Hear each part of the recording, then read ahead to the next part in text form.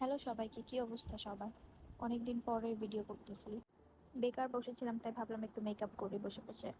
ফার্স্টেই আমি একটা সিরাম দিয়ে নিছি, তারপর হচ্ছে একটা টোনার দিয়ে নিছি।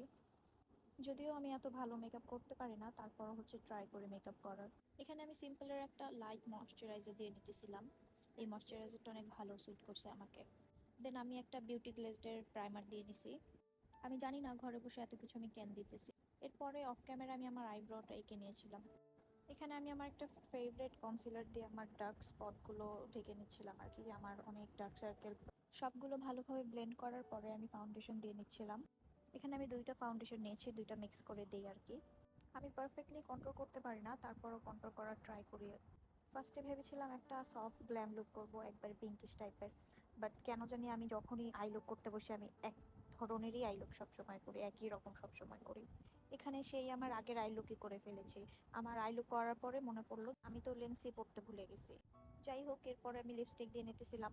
লিপস্টিক একবারে ডার্ক একটা লিপ রাখার ট্রাই করছি। এখানে একটা ম্যাট লিপস্টিক দেওয়ার পরে আমি একটা গ্লস দিয়ে নিয়েছিলাম।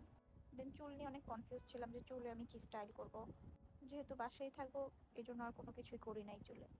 ওকে, বাই বাই। নেক্সট ডে আবার হচ্ছে কোনো একটা মেকআপ লুক নিয়ে আসবো।